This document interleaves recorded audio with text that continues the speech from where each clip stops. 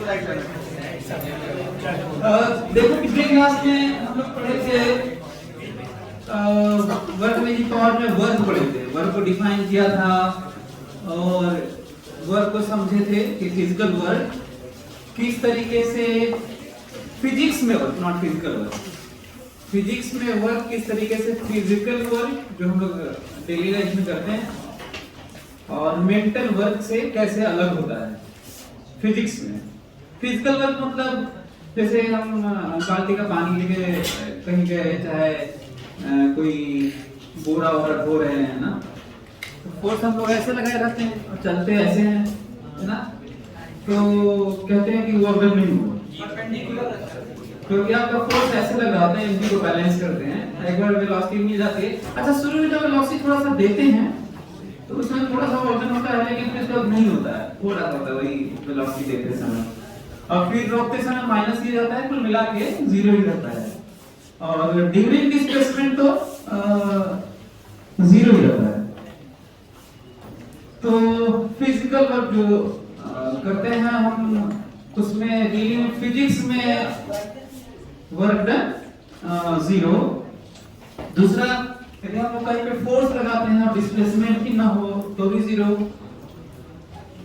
Mental work करते हैं, पढ़ाई लिखाई करते हैं तो फिजिक्स में वर्क नहीं हो रहा है ना, तो किस तरीके से फिजिक्स वाला अलग था वो हम लोग देखे, वर्क को डिफाइन भी किए, किस तरह से डिफाइन है वर्क, किस में कन्वर्ट होता है, क्या काम करता है, वो एक बॉडी से दूसरे बॉडी में, एक फॉर्म से दूसरे फॉर्म में ट्रांसफर करने का एक सोर्स भी है ना। ये भी देखे हम लोग कि कांस्टेंट फोर्स का वर्क डन क्या है,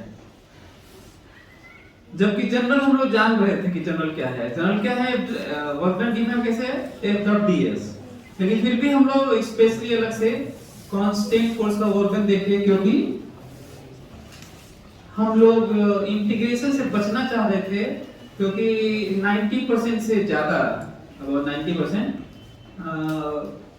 कांस्टेंट फोर्स का वर्क डन दिखता है, ताकि जल्दी से कर।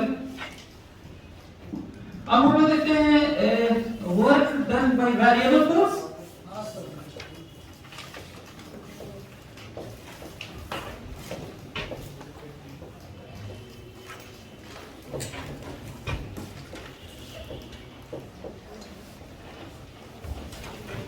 अच्छा, वर्क डन बाय, अच्छा दुनिया में दो ही तरह के फोर्स होते होंगे, तो लग रहा है सब कवर हो भी जाएगा, है ना।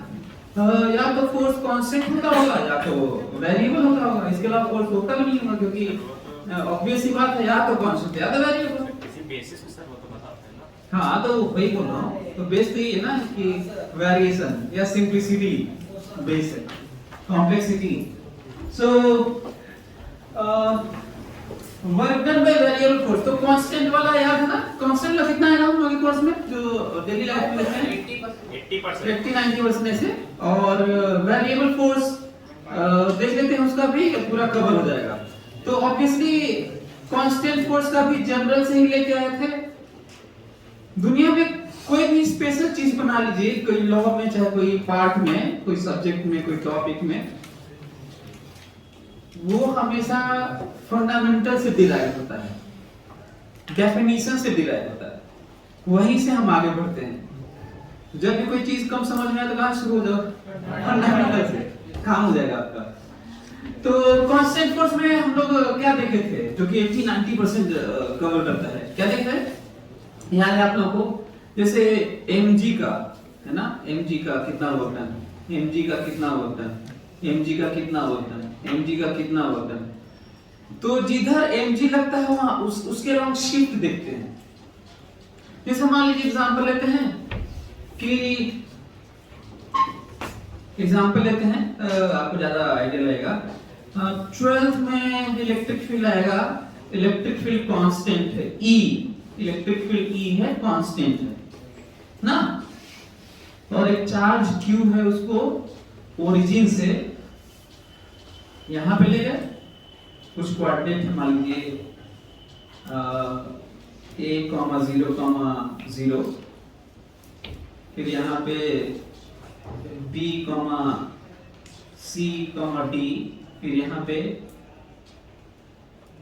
फिर यहाँ पे हो गया E, F, G।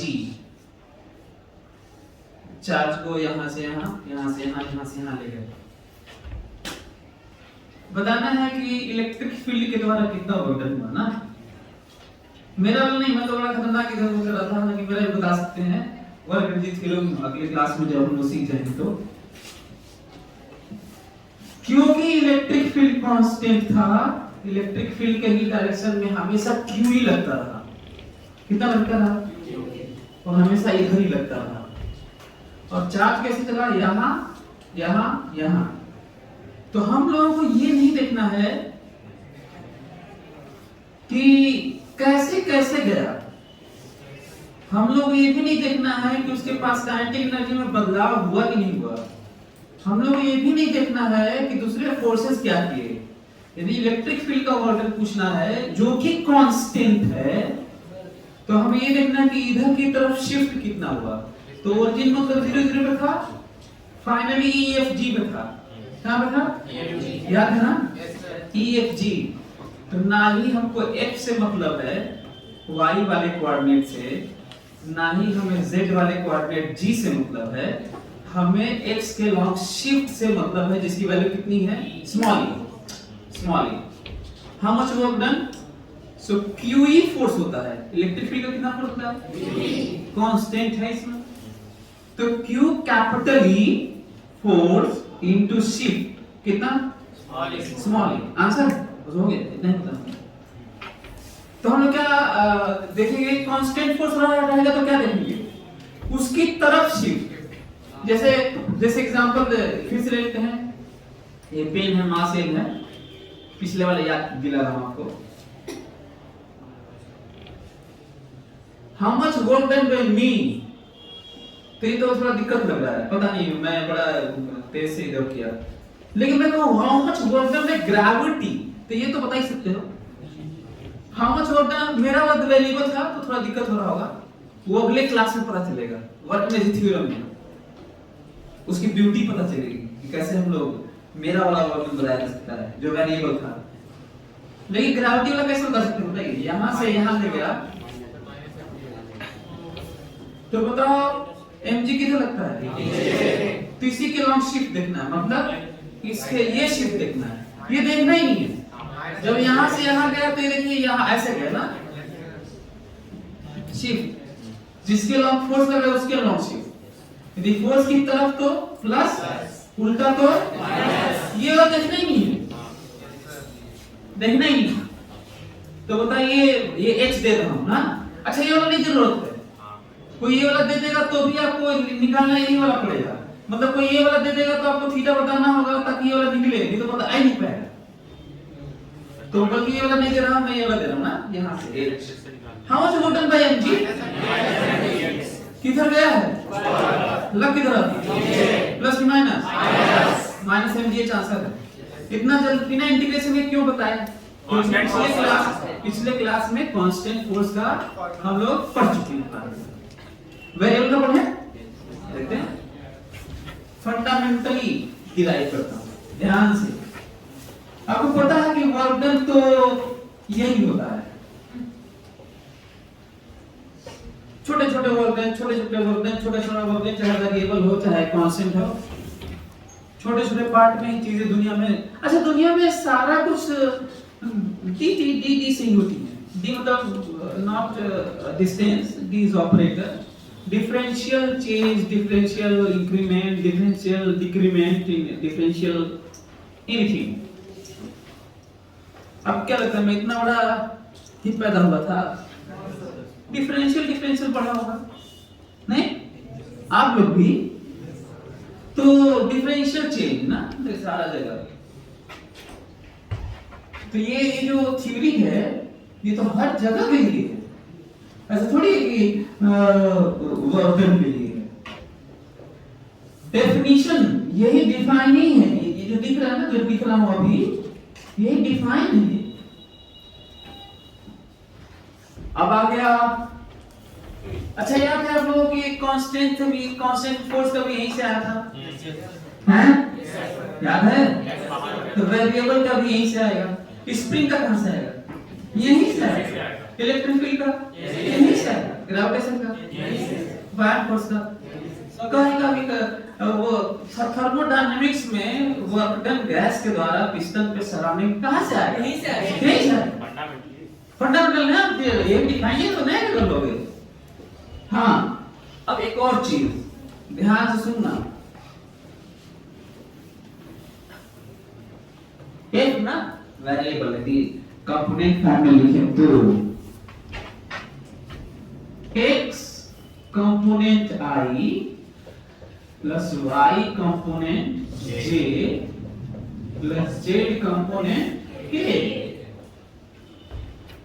आपको नहीं लगता कि दुनिया की कोई भी वेक्टर क्वांटिटी ऐसे ही लिखी जाती है? बताओ वेलोसिटी कैसे लिखी जाएगी बताओ? ऐसे ही लिखी जाएगी। v बराबर v वेक्टर बराबर vxi plus vy plus vz और उनकी वैल्यूज बहुत कुछ अपना अलग अलग। इसकी जगह लिखेंगे x स्क्वायर, इसको जगह लिखेंगे sin y, इसको 1 by z स्क्वायर, z वाला कंपोनेंट वेरिएबल। अच्छा चाहे कांस्टेंट लिख दें, यहाँ पे 2 लिख दें, यहाँ पे 10 लिख देंगे, यहाँ पे -20 लिख देंगे, कांस्टेंट है ठीक। तो i j k के टर्म में चीजें ऐसे ही लिखी जाती हैं। जनरल पढ़ो मेरे से, जनरल। और दुनिया में कहीं पे भी पोजीशन का डिफरेंशियल चेंज dr कहिए चाहे ds कहिए फर्क नहीं पड़ता, वो तो बस यही होता है। अच्छा इसके लिए मैं लिखूंगा, बताओ तुम लोगों का क्या लिखूं? ds है तो आगे क्या लिखूं? i j के में लिखना है dxi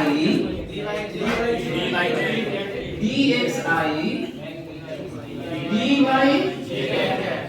प्लस dz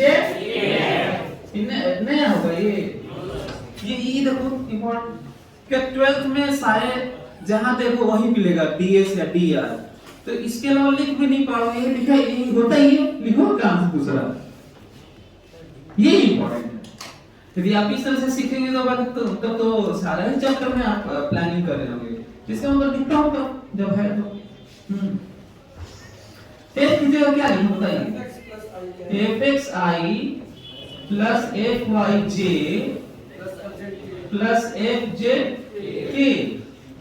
और ये मैं जनरल लिख रहा हूं, नहीं तो स्पेशल के नाम पे मैं इनकी वैल्यू इतना खतरनाक दे देता जिससे तुम डर जाते। लेकिन डरना क्या, वैसे वहीं पे लिख देंगे फिर आगे। बस आप लोग कई बच्चों से इसलिए नहीं होता क्योंकि उनको लगता है कि ये तो है नहीं, ये पता नहीं साइन लॉग एक्सपोनेंशियल क्या लिखा हुआ है, तो होगा ही नहीं। डॉट dxi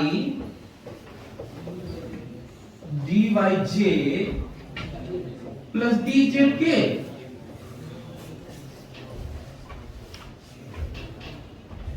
खुशखबरी आपके लिए है, डॉट प्रोडक्ट है बढ़िया है। क्रॉस होता तो डराना, क्रॉस होता तो पहले तो जो रिजल्ट आता वेक्टर आता और ऊपर से बड़ा नाटक होता, छैयत मचा देता पूरा, रायता फैला देता नीचे यहाँ पे, बड़ा नाटक होता। लेकिन डॉट तो बढ़िया है, डॉट में इसका अलग प्रोडक्ट डॉट प्रोडक्ट और सिंपल सा। एक तो i j के जो दिख रहा है यूनिट वेक्टर फुर गायब हो जाएगा और दूसरा प्रोडक्ट बस आ जाएगा। i में i का, j में j का और k में k का। और इंटीग्रेशन की थ्योरी है कि प्लस प्लस वाली चीज मैं तो लिख ही देता हूं पहले जरा सा, नहीं तो कई लोग कंफ्यूज जाएंगे। i में i मल्टीप्लाई करो क्या मिलेगा? fx dx और i में कितना? इसका अलग है ना, j में j, अच्छा प्लस ना, हाँ ये कि प्लस भी मत लिखो, fy dy प्लस k में k fz, ये है इंटीग्रेशन की थ्योरी। कि प्लस वाली चीजों को क्या करना होता है, सेपरेट। और यही थ्योरी किसके लिए इन्वॉल्व करती है, डिफरेंशिएशन के लिए। अलग अलग, ठीक है, लो अलग अलग। fx dx plus fy dy plus fz dz। Imagine करो, अब मैं जनरल से स्पेशल पे आ रहा हूं। वैसे तो बहुत सारे टीचर्स पहले तो जनरल पढ़ाते ही नहीं हैं, और जनरल भी पढ़ाते हैं तो पहले स्पेशल ना पढ़ा देते हैं, फिर जनरल पे जाते हैं ताकि बच्चे घबरा न जाए। वैसे मैं ट्राई कर रहा हूं कि आप जनरल से भी न घबराएं, तो मैं जनरल से स्पेशल पे आ जाता हूं। यदि कोई बॉडी एक्स में ही चल रही है, एक्स पे ही फोर्स लग रहा है, तो वाई जेड की तो बात करनी नहीं है, तो होगा यार, तो केवल यही रहेगा। तो बस ये, अरे ये दोनों है नहीं ना, फोर्स भी एक्स के लॉन्ग है, एफ वाई 0 है, एफ जेड 0 है, हैं? तो आप लोगों के 80-90% क्या आएगा, 1D वाला आएगा, तो यही वाला है, तो केवल यही रहेगा। अच्छा, दूर रहेगा तो दूर रहेगा, तीनों रहेगा तो तीनों रहेगा, अच्छा रहेगा तो चल रहेगा, चार होता ही नहीं। तो स्पेस में जो पोजीशन के साथ है ना, तो ये क्लियर बात समझ में आ रही है। तो स्पेशल कैसे होगा, समझ में आ गया। x के लॉन्ग कुछ बात होगा केवल x के लॉन्ग, तो ठीक है, x वाला रहेगा, बाकी दोनों नहीं रहेगा। अच्छा, केवल x के लॉन्ग फोर्स लगा तो इसका मतलब f y 0 है ना, f z भी 0 है, ये थोड़ी दिखेगा यार। तो स्पेशल कैसे, जनरल से स्पेशल कैसे आता है, ये हमें लिखा, तो लिखिए।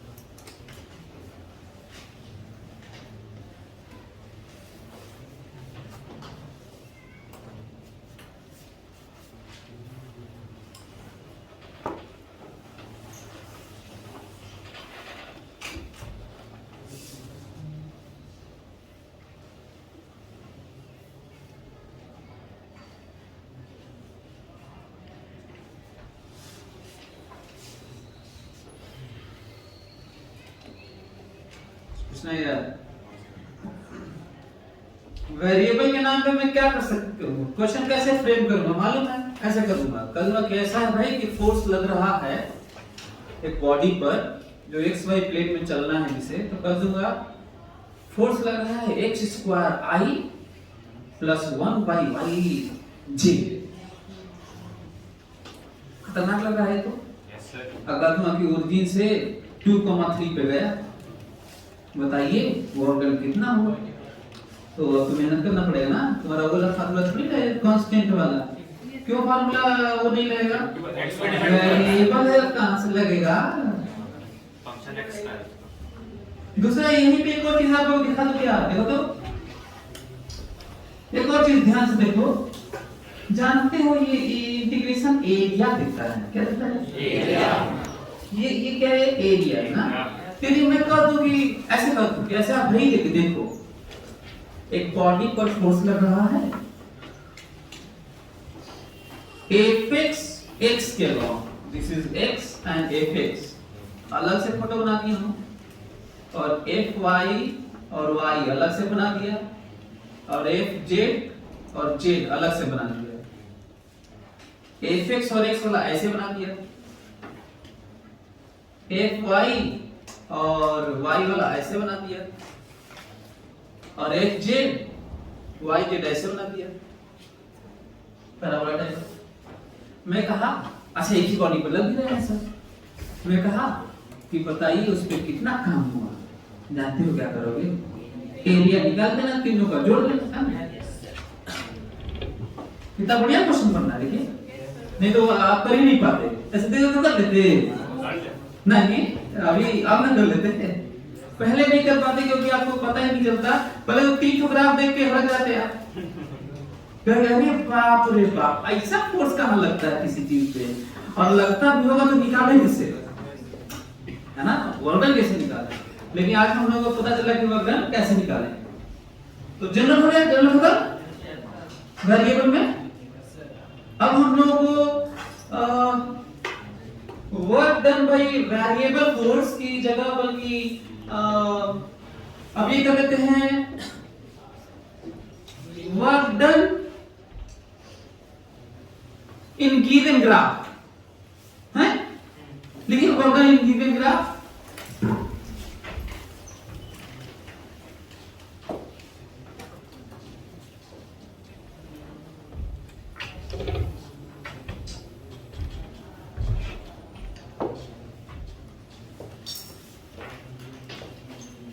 Work done in given graph.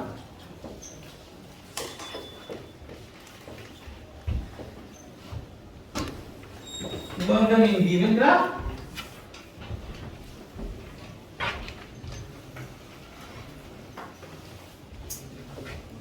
This fx obviously मैं मान के चल रहा हूं कि fx के लॉन्ग लग रहा है, ये मैं मान चल रहा हूं, न दिया हो तो बाय डिफॉल्ट भी ही मानेंगे। तो कोई बॉडी के कोई पार्टिकल किसके लॉन्ग चल रहा है। अच्छा, ये रियल लाइफ में एक्स एक्सिस होता है, मालूम है। जैसे मान लिए बाहर निकलेंगे और स्ट्रेट रोड पे जाएंगे ऐसे, तो उसी को ही एक्स कहते हैं। कभी सोचते हैं कि हमारे जीवन में एक्स तो कभी आया नहीं, एक्स एक्सिस, ये पता नहीं क्या पढ़ रहे हैं। तो दिस इज व्हाट यही एक्स एक्सिस, वाई मान लो, वाई मान लो, दूसरा वाई। तो ये भी ध्यान रखना। तो जिधर डिस्प्लेस है एक्स एक्सिस मान लेते हैं, तो उधर ही फोर्स लग रहा है, ठीक है। हाँ, तो ये थोड़ा कलर बदल लें ताकि आप लोगों को अच्छा लगे। क्या चाहेंगे आप, क्या पसंद करेंगे आप? ब्लू, ब्लू ठीक है।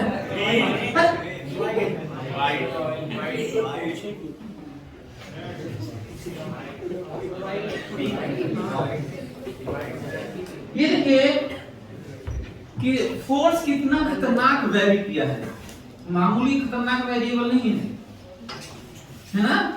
तो करना क्या पता है, ये देखिए ये जो एरिया दिख रहा है ना, एरिया जो दिख रहा है, ये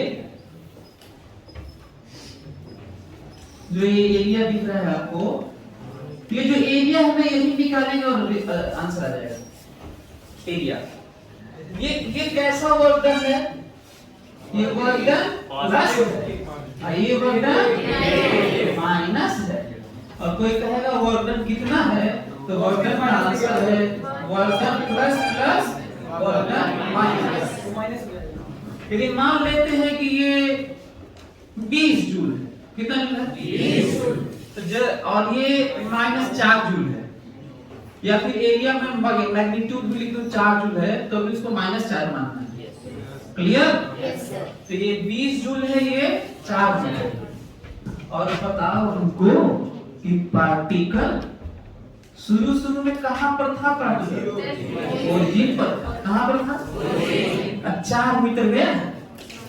ये भी बताओ कि पहले पहाड़ पे चढ़ा है कि पहले नीचे उतरा है, आज जा रहे हैं केवल इस पे चला है, ठीक है। पहाड़ पे नहीं, वो तो ग्राफ है ना, करके फोटो देख के पहाड़ पे लग गया होगा। ये ग्राफ के हिसाब से हाँ, तो भी आपको सही बताना है, मैं गलत हो सकता हूँ आप लोगों से। तो पार्टिकल स्ट्रेट लाइन मोशन किया है, कैसा किया है, ये जो कर्व है ये पाथ है, पाथ नहीं है, ये रिलेशन है फोर्स का, किसके साथ, पोजीशन के साथ। क्या क्या चीज है ये, किसके साथ, पार्टिकल का पाथ कैसा है, एक लाइन है, कैसा है, हाँ। तो ये वर्क कितना हुआ, 16 जूल। यदि ये 20 है तो ये 20 जूल है, ये -4 जूल है, तो पार्टिकल कहां से कहां तक चला है पहले बता दो। तो 3 से 4 मीटर चला है। एक्सेलरेशन टाइम ग्राफ भी निकाल सकते हैं आप। लेकिन मास देना होगा ना। अच्छा डायरेक्शन तो बता सकते यदि मैं कहूं कि ये कितने लोग, यदि मैं कहूं कि फोर्स x ग्राफ दिया है तो रफ ग्राफ एक्सेलरेशन और x बना दो, तो जानते हो क्या बनाओगे? यही बनाना है। जानते हो फोर्स में जब मास का डिवाइड करते हैं तो a बन जाता है ना, तो बहुत होगा मास यदि सही में 1 kg रहा, कितना? 1 kg, तो एग्जैक्ट यही ग्राफ होगा एक्सेलरेशन का। और 2 kg रहा तो ये अलग आ जाएगा, ऐसे होता है, तो ऐसे ऐसे, लेकिन शेप ऐसे ही है। अच्छा मान लो मास आधा kg रहा तो ये दुगनी आ जाएगा, ऐसे। अच्छा यहाँ पे ऐसे रहेगा, अब फिर ऐसे, अब फिर ऐसे। समझ में आ गया तुम्हें? क्यों ऐसा बोल रहा हूँ? क्योंकि एक्सेलरेशन मास का डिवाइड करते हैं, एक्सेलरेशन बनता है यार। तो जैसे एक रहेगा वैसे ही ये रहेगा, जैसे एक रहेगा वैसे ही ये रहेगा। बल्कि मैं तो कहता हूँ यही ग्राफ रहेगा ax का यदि मास 1 kg हो, मास 1 kg हो तब तो यही ग्राफ ही रहेगा a का भी। क्यों? क्योंकि जब फोर्स में मास का डिवाइड करोगे तो फुल वैल्यू वही रहेगी, बस अंतर इतना होगा कि फिलहाल इसे न्यूटन कहा जा रहा था, तब इसे मीटर पर सेकंड स्क्वायर कहा जाएगा। क्लियर? तो इस तरह से भी चीजों को ध्यान रखना आगे से, हैं? तो आप लोग समझ में आए? अच्छा इसी की मैं बात कर रहा था जो जनरल वाला था। अरे जो अभी आया था, कहा था कि fx और x वाला, fy और y वाला, fz और z वाला एरिया। तो अब हम लोगों का ग्राफ वाला भी हो गया, वेरिएबल भी हो गया और कांस्टेंट भी हो गया। इसका मतलब वर्डन खत्म हो गया। अब हम लोग को धड़ाधड़ क्वेश्चन करना है। देखिए क्वेश्चन, अच्छा ये लिख लो, ये वाला जल्दी से बना लो, ये जल्दी से लिख लो। साइन के साथ ना, साइन के साथ जोड़ना है।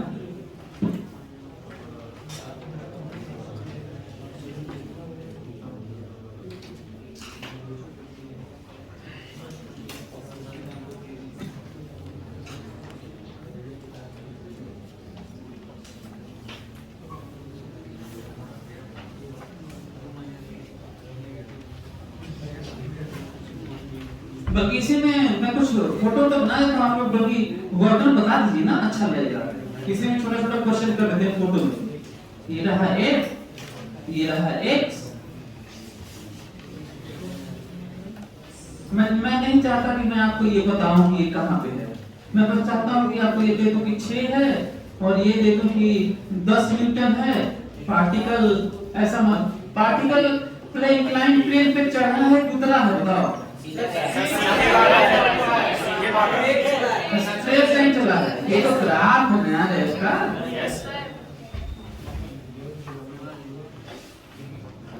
पूछे कैसे करेंगे? वर्डन बनाना है।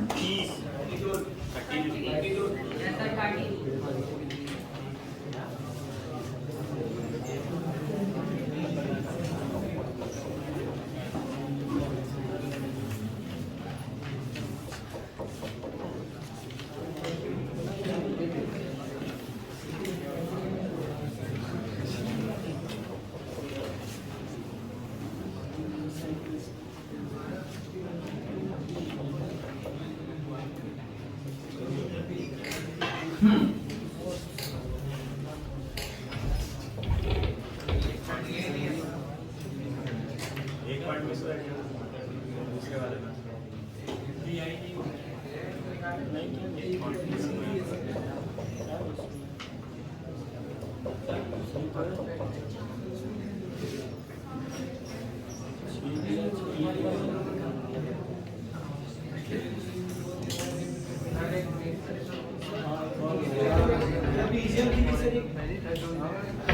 दूसरे में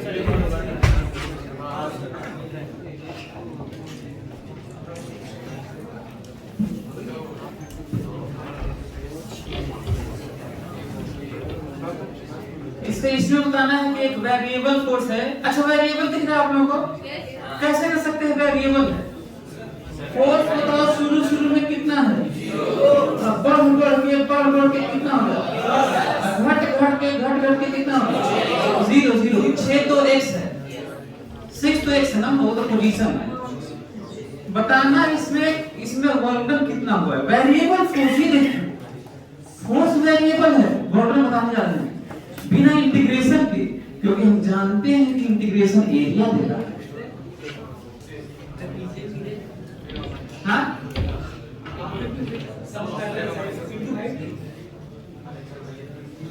क्या आप लोगों को इसमें भी जरूरत है क्या? इसकी इसमें जरूरत नहीं है।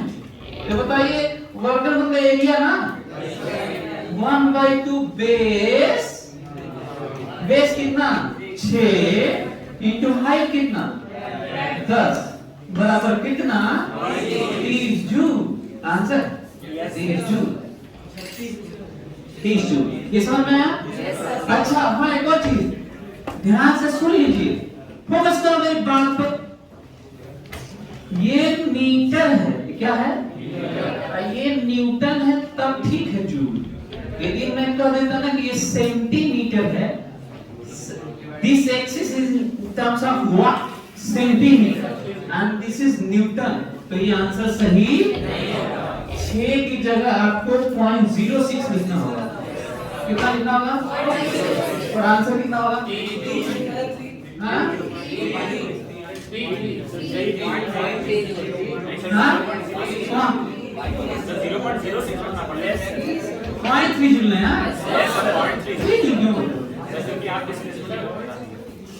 समझ में आ रहा है आप लोगों को? हाँ जल्दी से आप बताइए। एरिया ना वेरिएबल फोर्स है। अच्छा हाँ मैं थोड़ा डिटेल बता देता हूँ जिन बच्चों को थोड़ा काम आने लग रहा है। 0 से लेके 2 मीटर तक, देखो कैसे 0 से लेके 2 मीटर तक वेरिएबल फोर्स है और 2 से 6 तक कांस्टेंट फोर्स है और 6 से 12 तक कांस्टेंट फोर्स है। ये भी कांस्टेंट है, हाँ नेगेटिव है पर है तो कांस्टेंट। Important point. तो क्या एरिया निकालने नहीं आता तुमको? आपको बता। अच्छा कोई आपसे ये कहे, ध्यान से पूछता हूँ, गिवन ग्राफ में मैं आपसे पूछता हूँ, देता हूँ, बता पाते हैं आप लोग? This is given graph. जब पार्टिकल 0 से 2 मीटर तक चला तो वर्क डन कितना होने बता दोगे? बताओ कितना? यही तक ना? तो 1/2 बेस इनटू हाइट ना, तो 6 ही जुड़ना होगा। अच्छा मैं कहूँगा कि 0 से 2 मत बताओ, 2 से 6 बताओ। 2 से 6 मतलब लंबाई गुणे चौड़ाई में रेक्टेंगल है ना, तो ये कितना है? 4। ये कितना कितना है? 24 जूल। समझ में आ रहा है? अच्छा मैं कहूँगा कि नहीं 0 से 2 मत बताइए, पार्टिकल चला है वो मत बताइए, 2 से 6 भी मत बताइए, हमको 6 से 12 बताइए। जूल। हाँ? -48 जूल है? अच्छा कोई कहे कि नहीं आप हमको 2 से 12 बताइए, 2 से 12। 2 से 12 2 से 12 ही ना एरिया लोग है। तो 2 से 6 तक कुछ और, 6 से 12 तक कुछ और, तो 2 से 6 तक कितना है था? 24 प्लस ना, 6 से 12 तक -48 जोड़ोगे ना, कितना है? -24। आंसर है क्लियर है? और इस तरह की बातें हर चैप्टर में है कि नहीं? इस तरह की बातें हर चैप्टर में है कि नहीं? बस जानते हो क्या बदलता है? इस एक्सिस का और इस एक्सिस का नाम बदल जाएगा। एक्सिस का नाम बदल जाता है, ये ध्यान देना है। तुम्हें क्या लगता है 12th के मैग्नेटिज्म में ये ग्राफ नहीं आएगा? इलेक्ट्रोस्टैटिक्स में नहीं आएगा क्या? VT80 ग्राफ में नहीं होता ये? सब होता भाई। क्या पावर जब पढ़ा तो नहीं आएगा ये? तो हो सकता है कि मैं ये ना बनाऊं लेकिन बना सकता हूं, ठीक है। अब देखता हूं कि ये वाला बता पाते हैं कि नहीं। ये तो बड़ा खतरनाक लग रहा है।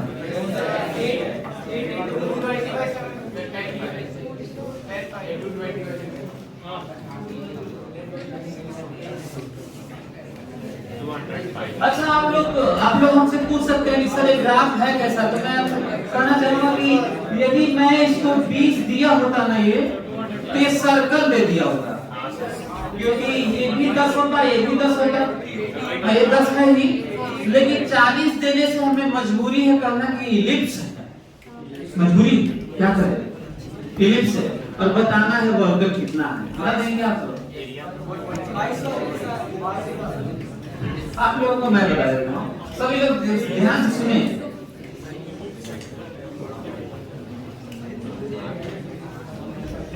आपको पता है सर्कल का, ध्यान से, सर्कल का एरिया पाई आर स्क्वायर की जगह पाई आर इंटू आर होता है, पाई आर आर होता है, सभी एरिया कितना होता है। और circle is special case of ellipse. Circle क्या होता है, स्पेशल केस ऑफ इलिप्स।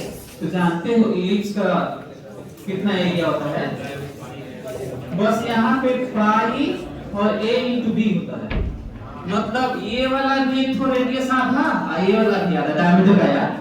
मान लो अंडा ना, ऐसे तो सेंटर से इधर भी a होता है, इधर भी a होता है, इधर b होता है, इधर b होता है।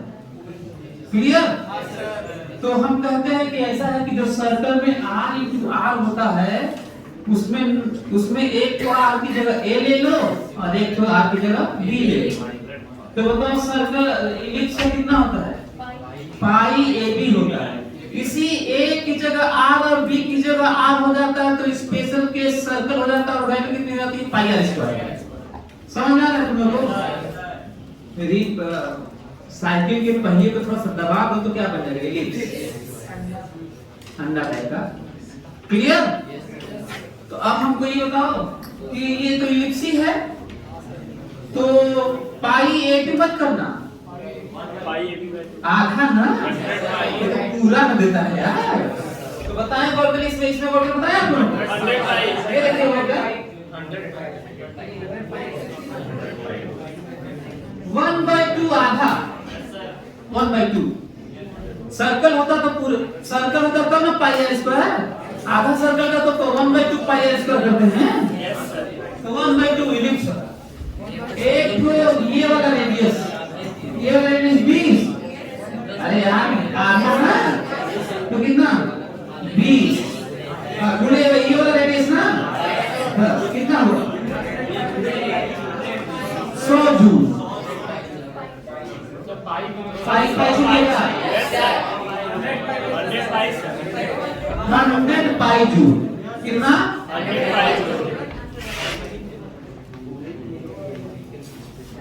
100 पाई joule answer.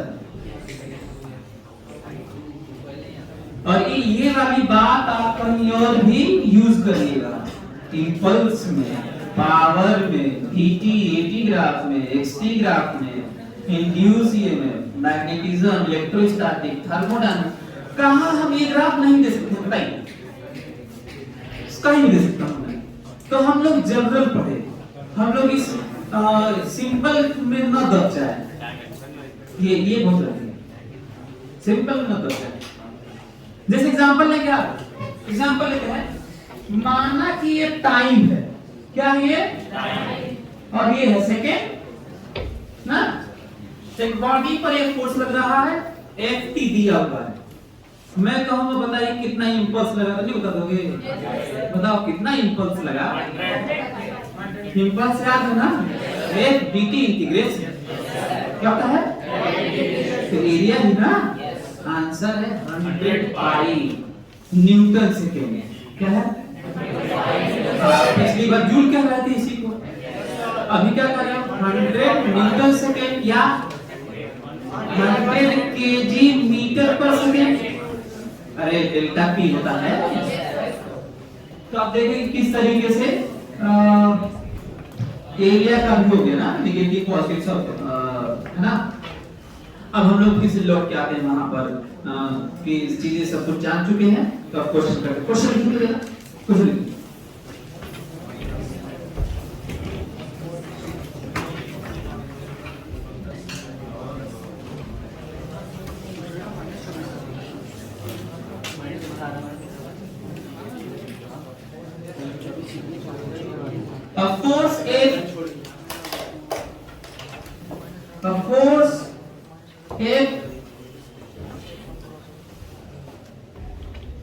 A force F ये देखो, a force F 2I minus 3J plus 4K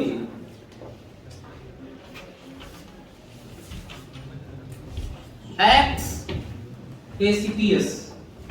A force F 2I minus 3J plus 4K acts on a body. Acts on a body. Acts. X है जो कि क्या X बोलते हैं, X बोलते हैं ACTS. Acts on a body which is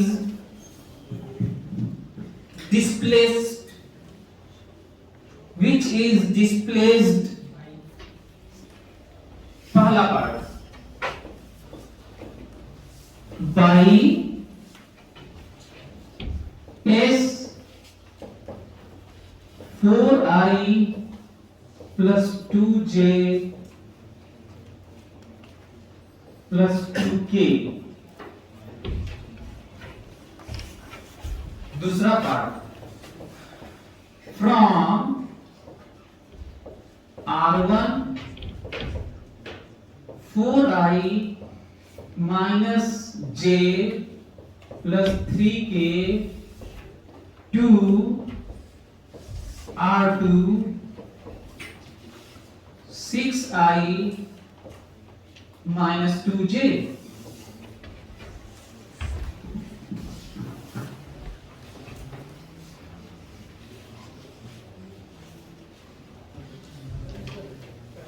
Then find work done in each case. Then find work done in each case. Then find work done in each case. पहले का 10 दूसरे का 13 जूल, पहले का 10 दूसरे का 13।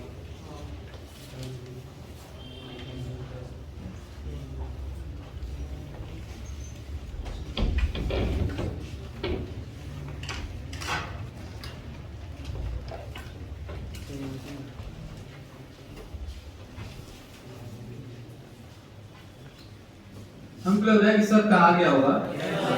कितने लोग आ गया? पहला वाला तो आ गया होगा, दोनों आ गया। पहला वाला मैं करता हूं,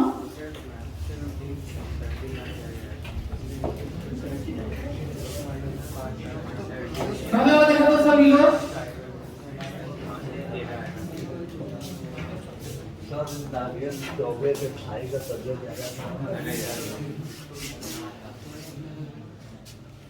नागेश चौबे तबीयत खराब क्या? अच्छा जाओ निकल जाओ। ये देखो वर्क डन होता है F डॉट S कह लो, ध्यान से फिर से F डॉट S कह लो, चाहे F डॉट डेल्टा S कह लो, चाहे F डॉट डेल्टा R कह लो, चाहे F डॉट R कह लो, चाहे F डॉट D कह लो, फर्क नहीं पड़ता, लेकिन कह तो लो, पर ध्यान रखना ये तभी सही है जब एक कांस्टेंट है। तो क्या एक कांस्टेंट है? हाँ कांस्टेंट है। कई लोग गड़बड़ क्या करते हैं मालूम है? I J K को सोचते हैं variable, I J K variable थोड़ी होता है यार, ये सब कांस्टेंट है, कांस्टेंट है, वेरिएबल नहीं है। ये कांस्टेंट है, ये वेरिएबल नहीं है। तो मैं करता हूं ध्यान से। अच्छा हाँ, एक और चीज बताता हूं आपको ध्यान से। यदि मैं एस को डिस्प्लेसमेंट करूं तब तो एक डॉट एस है, लेकिन एक एस को डिस्प्लेसमेंट ना करूं, पोजीशन करूं, तब वर्धन एक डॉट एस नहीं है, डेल्टा एस। तो कब डेल्टा लगेगा, कब एस लगेगा, समझ में आएगा? मतलब होना चाहिए डिस्प्लेसमेंट चाहे जो भी। यदि एस को मैं डिस्प्लेसमेंट कहूंगा तो तब डेल्टा थोड़ी लगाओगे, वही ना चाहिए तुमको भाई, एक डॉट डिस्प्लेसमेंट चाहिए, चाहे वो जो भी लिख लो। तो जब एस को डिस्प्लेसमेंट कहूंगा तो एक डॉट एस ही लिखोगे। अच्छा, एस को डिस्प्लेसमेंट ना कहूं, पोजीशन कहूं तो डेल्टा एस। तब तो जब एस को पोजीशन कहोगे और चाहिए डिस्प्लेसमेंट वर्जन के लिए, तो डेल्टा एस लगाना होगा ना। तो एक तो ये चीज है जो जानना है। एक क्लियर क्या लिखो बताओ, 2i - 3j + 4k डॉट अगला कर रहा हूं, ये वाला घबराना मत, यही वाला ये अलग है। 4i + 2j + 2k। खुशखबरी ये है कि आसान है। डॉट आई में आई मल्टीप्लाई करो, पर आई मत लिखना। हाँ, डॉट में फिर नहीं रहता, तो कितना हो बताओ, मल्टीप्लाई करो 8, और आई नहीं लिखना है, और साइन के साथ लिखना है। जे में जे मल्टीप्लाई करो -6, और जे नहीं लिखना है, और के में के मल्टीप्लाई करो प्लस बराबर बताओ 10 जूल। लेकिन ध्यान रखना, ये लिखा रहेगा ऐसे ब्रैकेट में बंद करने के बाद लिखा था न्यूटन है। कई लोग इसी से घबरा जाते हैं, ये न्यूटन में है और ये मीटर में है, तब ये आंसर है। यदि मैं कह दूं कि ये न्यूटन में और ये सेंटीमीटर में है तो ये आंसर है। हाँ, 10⁻² मल्टीप्लाई करना होगा। क्लियर? कोई दिक्कत? तो क्या अगला वाला नहीं करोगे? अगला वाला नहीं, क्या हम लोग ऐसे सोचें, डेल्टा एस नहीं, डेल्टा आर को तो दूसरा करने जा रहा है। हाँ, सेकेंड वर्क डन। फिर से एक डॉट देखो, डेल्टा आर कर रहा हूं।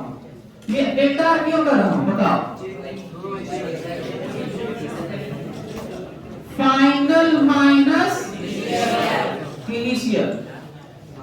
इसको तुम RF माइनस RI लिख लो, SF माइनस SI लिख लो, जो मन में वो लिख लो, लेकिन डिस्प्लेसमेंट चाहिए। तो क्या RF माइनस RI करने आता है? माइनस होता है तो I में ही I माइनस होता है, J में J माइनस होता है। जल्दी से, अच्छा हाँ, ये फार्मूला हम लोग क्यों लगा पा रहे हैं, क्यों नहीं इंटीग्रेट कर रहे हैं? क्या इंटीग्रेट करेंगे तो नहीं आएगा? आएगा नहीं आएगा?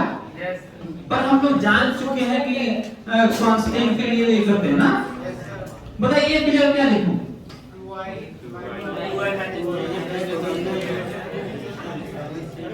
सही है? अच्छा, ये वाला तुम लोग जल्दी से निकाल के बताओ क्या लिखूं? फाइनल। अच्छा हाँ, इसका मतलब समझ में आता है। पार्टिकल यहाँ पे था, फ्रॉम दिस टू दैट। कई बच्चे बोलते हैं कि सर इंग्लिश थोड़ा कम आता है, तो इतना तो आता ही होगा। पार्टिकल यहाँ पे था और यहाँ पे गया है, कैसे गया है मालूम और ना ही जरूरत है, ना ही क्यों नहीं जरूरत है? क्योंकि कांस्टेंट फोर्स के लिए जरूरत। अच्छा, वेरिएबल होता तो जरूरत होता, वेरिएबल होता तो, लेकिन वेरिएबल नहीं है तो जरूरत नहीं है ना। वेरिएबल कांस्टेंट के लिए तो, कांस्टेंट की तो जरूरत नहीं है, कांस्टेंट है तो उसके लिए वो फोर्स है, वो है इसके लिए ये वाला फोर्स, ये फोर्स नहीं है तो ऐसा ना, सब आप जो लिखे हैं वो नीचे फोर्स तो यही है ना, फोर्स तो यही है। वो तो दो क्वेश्चन है यार। तो बताओ जल्दी से, फाइनल माइनस इनिशियल करने आता है तुम लोगों को? इसमें से घटाने आता है? बताओ इसमें से ये घटाओगे तो कितना बचेगा? 2i। अच्छा इसमें से ये घटाओगे तो कितना बचेगा? -j। अच्छा यहाँ पे तो है नहीं, इसमें से ये घटाओगे तो कितना बचेगा? क्या ये समझ में आ रहा है तुम लोगों को? हैं? डॉट लेने आता है? डॉट ले लेते हैं। I में I 4 पर I कितना नहीं है, डॉट। J में J कितना +3 और K में K कितना -12 कितना दूर? हाँ -52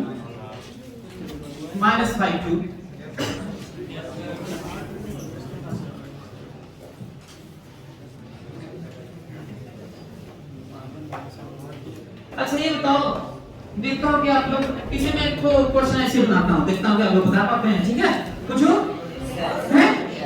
चलिए पूछता हूँ, देखता हूँ कि आप लोग बता पाते हैं। इसी में अलग से ऐसा क्वेश्चन हो चुका है कि नहीं? क्वेश्चन हो गया ना?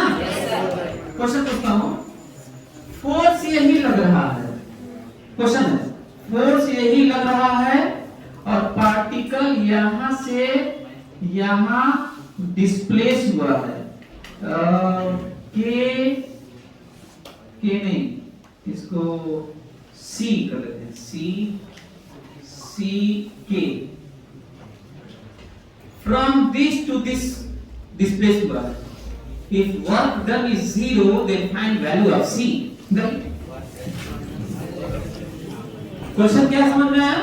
क्वेश्चन सुन लीजिए, फोर्स यही लग रहा है, if particle is displaced from this position to that position and work done is 0, then find value of C. बताइए, then find value of C. देखते हैं कितने लोग कर पाते हैं।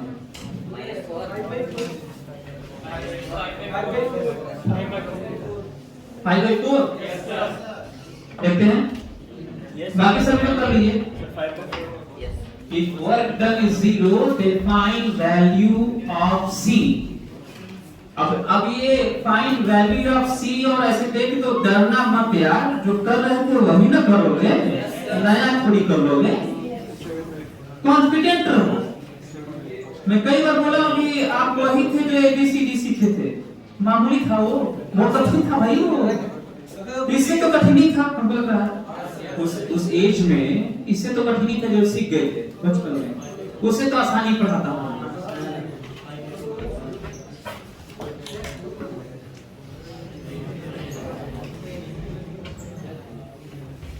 हाँ बताइए क्या करो, बताइए। अच्छा हाँ, ये फार्मूला इसलिए लगा रहा है क्योंकि फोर्स कांस्टेंट है, कोई दिक्कत? R2 - R1 लिखे? हाँ बताइए, R2 में से R1 घटाइए, इसमें से इसको घटाइए, I में I कितना मिलेगा? 2i। J में J घटाइए -j और K में K घटाइए C माइनस। क्या ये आप लोगों को समझ में आ रहा है? और कहा गया है कि ये वर्कडन कितना है? 0। ये वर्कडन कितना है? ये कहीं है क्वेश्चन में कहा गया है कि 0। तो बताइए, I में I मल्टीप्लाई करें कितना आएगा? 4। J में J मल्टीप्लाई करें कितना आएगा? +3। K में K मल्टीप्लाई करें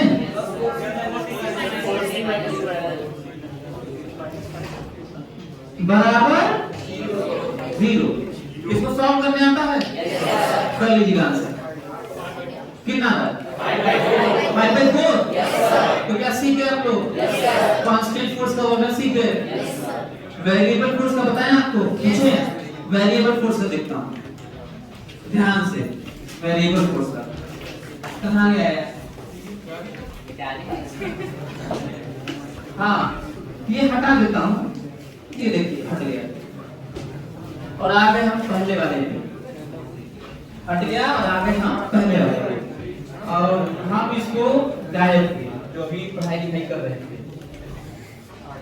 अब आपको बताना है ये जो जो दिख रहा है इसमें मैं कुछ बदलाव करना चाहता हूँ। मेरी हार्दिक इच्छा है कि fx की जगह इसको x स्क्वायर करना चाहता हूँ, और मैं चाहता हूँ कि ये y हो जाए, और मैं चाहता हूँ कि इसमें थोड़ा सा बदलाव कर दें। इसमें कह दूं कि ये साइन z के x square i minus 3y plus sign z के दो पार्ट है इसके ना, दो पार्ट। आपको बताना है कि दोनों के लिए जो फोर्स लगा था वर्क डन कितना है, find work done in both cases, इन दोनों के लिए।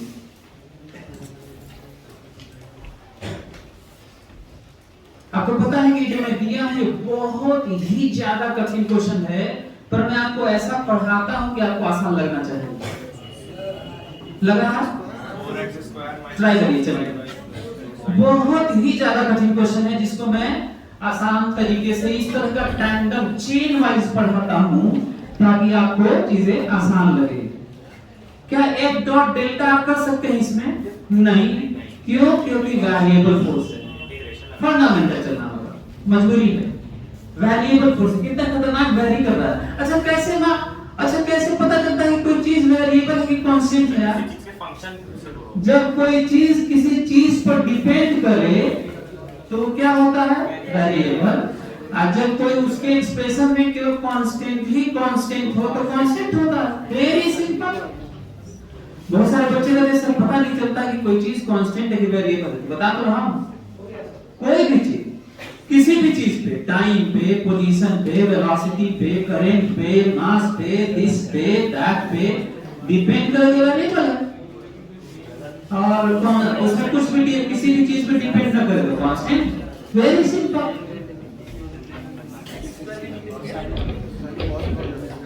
पहला वाला आया आप लोगों का? कितने लोगों का पहला वाला गया? इसका मतलब आप लोगों से गलत हुआ है, क्योंकि पहला वाला कैलकुलेट किया ही नहीं जा सकता। क्योंकि फिजिक्स में कसम खिलवाए हुए तुम लोग। हाँ, यूनिट वाला कसम नहीं खिलवाया तो खा लो आज। चलो आज खाओ, चलो खाओ। हाँ, कसम खाओ। जो मैं बोलो कि हम कसम खाते हैं कि फिजिक्स में इंटीग्रेशन बिना लिमिट के कभी नहीं करेंगे। लेकिन देखिएगा आप लोगों से टूट जाएगा। जब MIT वाला सवाल करवा रहे थे सर, बताए क्या? जब MIT वाला सवाल करवा रहे थे, हाँ, तब ये इंटीग्रेशन में समझ में आया। हाँ, तो सुनो, हम लोग ये वाला क्योंकि वेरिएबल है ना, ध्यान सुनो बात नहीं, क्योंकि ये वाले में कहां से कहां गया है, वेरिएबल है तो डिपेंड करेगा, इसलिए दिक्कत हो रही है। डिस्प्लेसमेंट से काम नहीं चलेगा, इसलिए पहला वाला कैलकुलेट नहीं किया जा सकता। आप कहेंगे सर ऐसे थोड़ा कम समझ में आ रहा है, तो काम करते हैं, कम समझ में आ रहा है ना, तो काम करते हैं, प्रोसीड करते हैं, देखते हैं कहां दिक्कत होगी ना। चलिए देखते हैं वर्क। हमें पता है कि फंडामेंटल चलना होगा।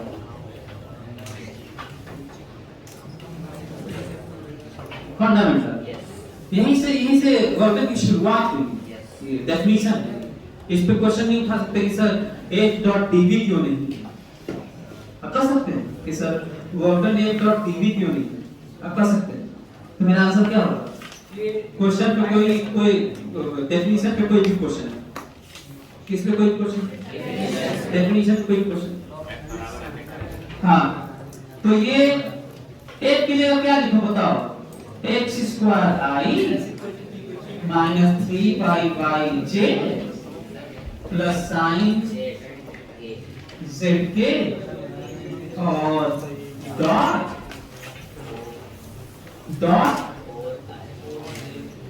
4i। अच्छा, ये वाला यदि मैं लिख दिया डॉट ये वाला क्यों? मतलब अभी तो हमें ये वाला लिखना है यार। ये भी गड़बड़ है। ये वाला लिख ही नहीं सकते, ये वाला लिख ही नहीं सकते। ये जो एक्सप्रेशन है एफ की जगह तो ठीक है, डीएस की जगह ये ही लिख सकते हैं। ये सब इसमें लिखना है तो पोजीशन है, ये तो इनिशियल फाइनल पोजीशन है यार। और ऊपर वाला डिस्प्लेसमेंट है, वेरिएबल थोड़ी है, वो वेरिएबल का लिखना है ना।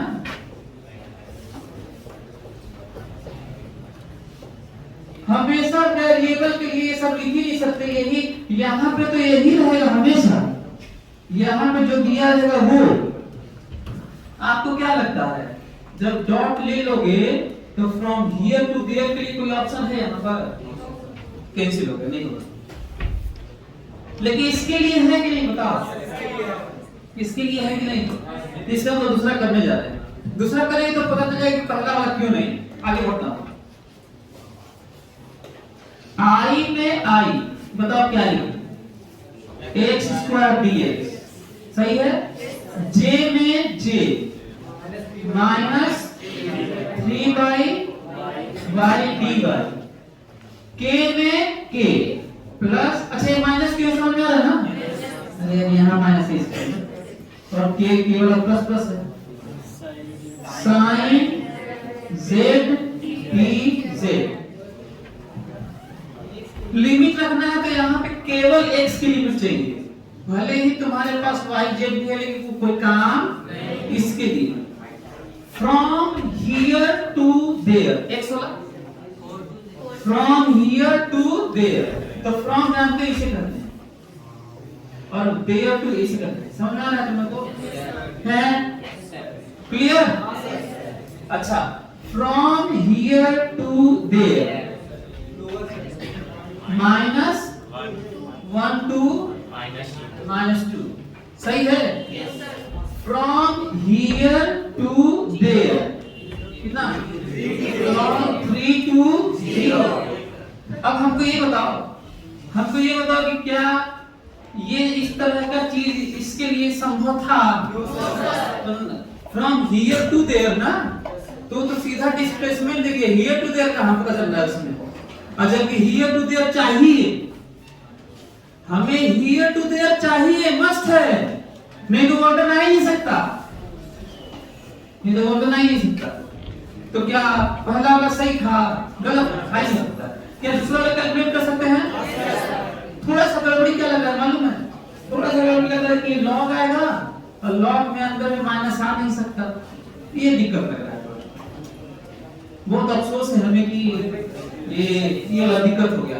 तो बल्कि हम क्या कर सकते थे पता है? हम ये कर सकते थे कि इसको प्लस प्लस लिख देते। तो लिख दूं क्या? आप लोग लिखना चाहेंगे?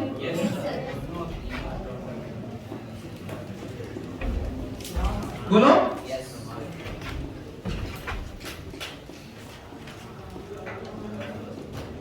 सही है? जल्दी से सभी लोग कैलकुलेट करेंगे, कॉपी चेक करो जल्दी से। अभी इंटीग्रेशन नहीं पढ़े? अरे कुछ लोग पढ़ नहीं, कुछ लोग नहीं पढ़ेंगे।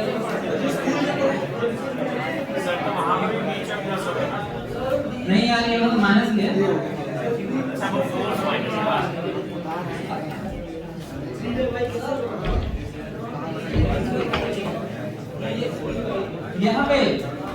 यहाँ पे हमेशा यही रहेगा, डीएस ही होता है, तो क्यों क्या होता है? कहीं भी डीएस इसके अलावा होता ही नहीं। तो नहीं, तो ये तो हियर देयर है ना, प्रोसेस में जो वेरिएबल होता है वो डीएस एज इट इज होता है। ये कहाँ दिया? ये डीएस है सर, ये डीएस है। हाँ, तो और एस भी ये डिस्प्लेसमेंट की वैल्यू दे दिया है, डेल्टा एस दिया है, not DS. This is what delta S. ये अच्छा ये क्या है बताओ जल्दी से। अब तुम्हें चाहिए क्या? डीएस। तो बताओ कहां लिखो? डेल्टा एस और डीएस में अंतर मालूम है ना? डीएस मतलब डिफरेंशियल डिस्प्लेसमेंट और डेल्टा एस मतलब चेंज इन पोजीशन। तो चेंज इन पोजीशन दिया है, हमें हर जगह चाहिए वेरिएबल फोर्स है, तो मजबूरी है ऐसे लिखना। ये वाला कहीं भी डीएस ना, यही पूरे साइंस में हर जगह MIT में जो लोग पढ़ रहे होंगे ना तो ये लिख रहे होंगे। हायर एजुकेशन में रिसर्च कर रहे होंगे तो भी DS यही लिख रहे होंगे। ये देखो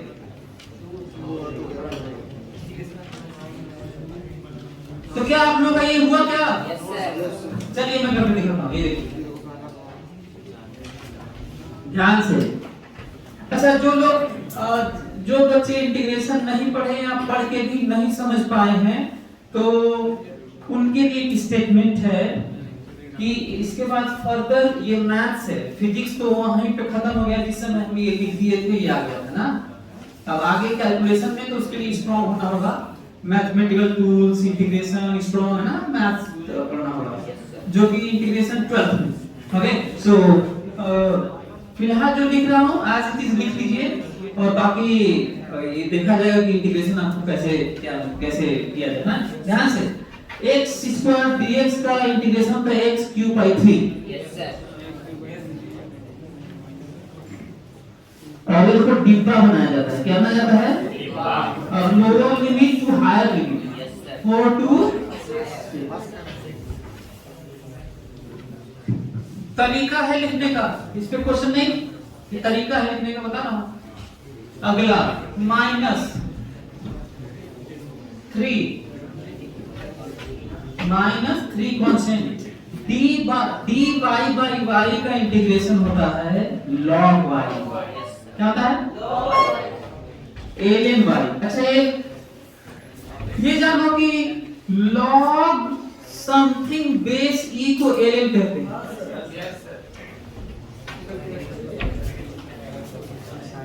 From where to where? कोई दिक्कत? साइन z का साइन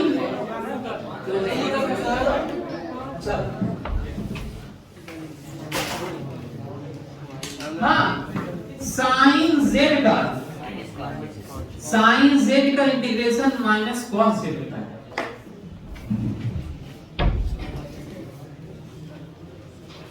अच्छा हाँ वो जो माइनस कॉस z है ना तो माइनस को बाहर भी ले सकते हैं, तो जो डिब्बा बना रहे हैं उसमें माइनस बाहर भी ले सकते हैं और या अंदर भी, आपके ऊपर है, कोई दिक्कत नहीं।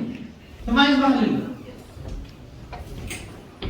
फ्रॉम वेयर टू वेयर है 3 to 0। कोई दिक्कत है आप लोगों को?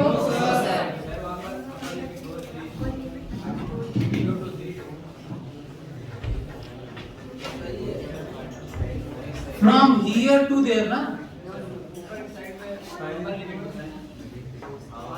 नहीं तो ये फ्रॉम मतलब इनिशियल ना, फ्रॉम मतलब यहाँ से, तो इसे इनिशियल कहते हैं और टू देयर मतलब फाइनल ना, मतलब ऊपर लिखा हुआ इसलिए अपर लिमिट है, ये ऊपर लिखा है इसलिए अपर लिमिट नहीं है, ठीक है। ये देखना है कि where to where, from where to there है ना। तो आगे बढ़े, ये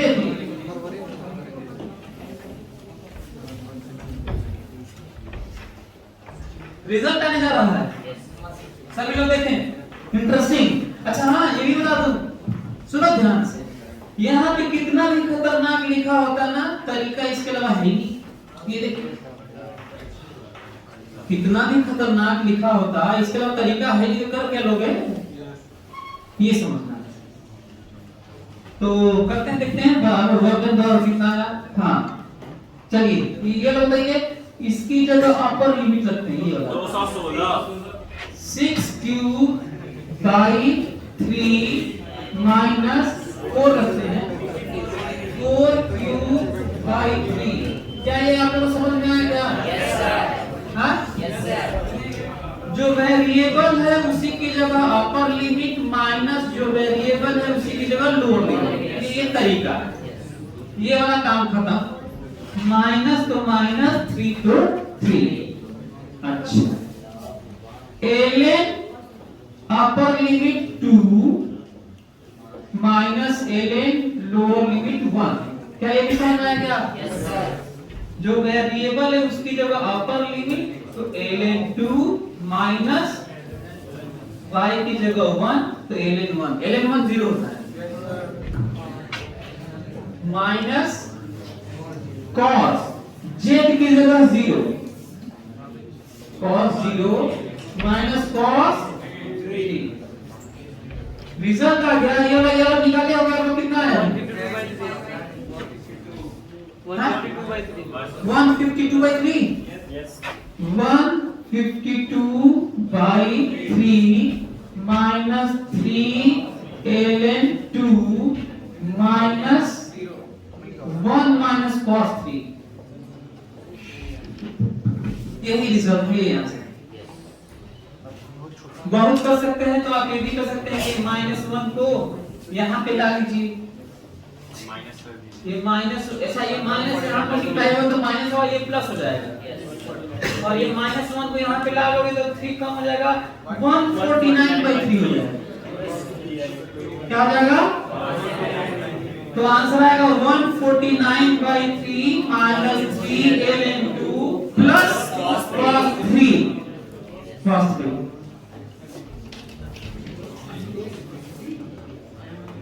समझ में आ रहा है तुम लोगों को? ऐसा तो नहीं कि कठिन पढ़ा रहा हूं यार। अच्छा ले सबसे ये कि पढ़ा रहा हूं कठिन आसान तरीके से पढ़ा रहा हूं कठिन, लेकिन तुम लोगों को पता नहीं चल रहा। पता चल रहा है कठिन पढ़ा रहा हूं। अरे थोड़ा सा पता चलना। तो हाँ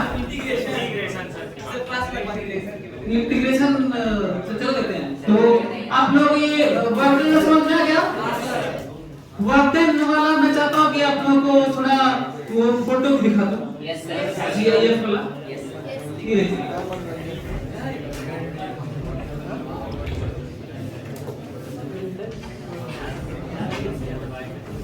अभी मैं वर्कडन से एरिया अंडर कर्व आज पढ़ा था। ये कांस्टेंट फोर्स है। कैसा फोर्स है? तो वर्कडन आपको दिख रहा है? अच्छा ये स्प्रिंग टाइप का ऐसे ही होता है क्योंकि मैं कहूं कि x तक कितना एरिया होगा, x तक ये x है और वेरिएबल फोर्स है। स्प्रिंग का तो वेरिएबल ही होता है।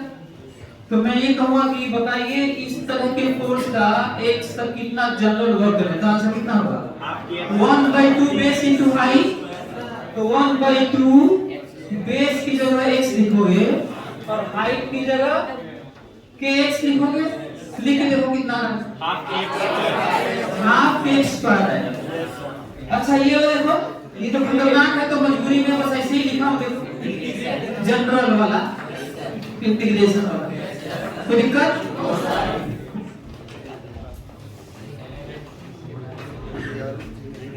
नहीं चलेगा क्या?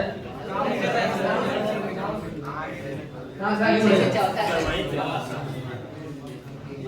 ये क्या है यार? हाँ ये इंटीग्रेशन की थ्योरी है कि हम जब एरिया निकालते हैं तो छोटे छोटे रेक्टेंगल मानते हैं। क्या मानते हैं? जिसमें बहुत सारा एरिया छूट जाता है। जब इसको हम लोग छोटा छोटा कर देंगे तो एरिया कम छूटेगा और छोटा कर देंगे तो और छोटा कर देंगे तो जो डेल्टा डेल्टा है उसको डी डी कर देंगे तो छूटेगा क्योंकि डी की थ्योरी है टेंडिंग टू जीरो। डी क्या थ्योरी है? तो यहाँ पे घंटा छूटेगा। क्या छूटेगा? मतलब घंटा तो कुछ नहीं। तो ये जो एरिया आप लोगों को दिख रहा है छूटता हुआ इंटीग्रेशन की एक थ्योरी है। ये देखो वर्कडन वाला जो दिख रहा है इसी की जगह डी डी हो जाता है। क्या होता है? D D. ये बेसिक थ्योरी है इंटीग्रेशन की। ये जो 4 पार्ट में टूटा हुआ दिखाई दे रहा है इसको कितने पार्ट में तोड़ देते हैं? Infinite part. और छोड़ कितना कितना लेंथ हो जाता है 10 into 0 0। और ये छूटने वाला कितना हो जाता है 10 into 0 0। और रियली में यदि आप इतना क्लोज कर दें boundary, this boundary and this boundary इतना क्लोज कर दें कि सट जाए। क्या हो जाए? सट जाए। तो ये कितना होगा बताओ? छूटा हुआ 0। छूटा हुआ कितना होगा 0। तो इंटीग्रेशन की थ्योरी समझ आ गया तुम लोगों को? इंटीग्रेशन की थ्योरी में इंटीग्रेशन मतलब एरिया, एरिया मतलब लंबाई गुणे चौड़ाई। एरिया मतलब लंबाई चौड़ाई। कौन सा लंबाई देख? लंबाई गुणे चौड़ाई। तो लंबाई कौन सा है? y। लंबाई क्या है? y। और चौड़ाई dx। dx चौड़ाई कितना है? dx। समझ में आ रहा है तुम लोगों को? ये थ्योरी। हाँ ये हाइट सेम है, देखिए हाइट सेम है, लेकिन जिसपे व्हीकल चल रही है वो इंक्लिनेशन अलग अलग, ये इंक्लिनेशन कम है, ये इंक्लिनेशन ज्यादा है, ये इंक्लिनेशन और देखिए रेड से दिखा रहे हैं कि हाइट सेम, देखिए रेड से जो पार्ट बीच में आ रहा है कि ये जो हाइट है पीछे लेगा देखो सेम है ना। आप देखो फोर्स जो लग रहा है ना वो अलग अलग लग रहा है, क्योंकि चढ़ाने के लिए ज्यादा फोर्स चाहिए, जितना ही ज्यादा इंक्लाइन हो उतना ही ज्यादा फोर्स लगाना होगा, क्योंकि उधर की तरफ mg sin थीटा लगता है ना, तो उतना लगाओगे तभी तो चढ़ेगा, तो जितना ही ज्यादा स्लोप करोगे उतना ही ज्यादा फोर्स लगाना होगा, और फोर्स ज्यादा लगाओगे तो डिस्प्लेसमेंट भी ज्यादा है, देखो ना, देखो डिस्प्लेसमेंट थोड़ा कम है, देखो थोड़ा और कम है, देखो तो लेकिन वर्क डन फाइनली कितना हो जाएगा सेम, क्योंकि जितना ग्रेविटी नेगेटिव वर्क डन कर रहा होगा ना उतना ही हमें प्लस भी करना है, क्योंकि रेस्ट में जाके लेके आना ना। तो आप कह सकते हैं कि सर ये फोर्स 9.8 न्यूटन है, यहाँ पे ज्यादा लगा रहे हैं और यहाँ पे बहुत ज्यादा लगा रहे हैं, तो ये वर्क डन सेम कैसे आ रहा है? मैं बताता हूँ, केवल फोर्स पर नहीं डिपेंड करता वर्क डन, डिस्प्लेसमेंट पे भी करता है, यदि फोर्स कम लगा रहे तो डिस्प्लेसमेंट भी तो ज्यादा कर रहे हो, क्लियर हो रहा क्या? यदि मैं ग्रेविटी का वर्क डन कहूँ तो कैसे सोचोगे? बताओ ग्रेविटी फोर्स किधर गया, किधर है?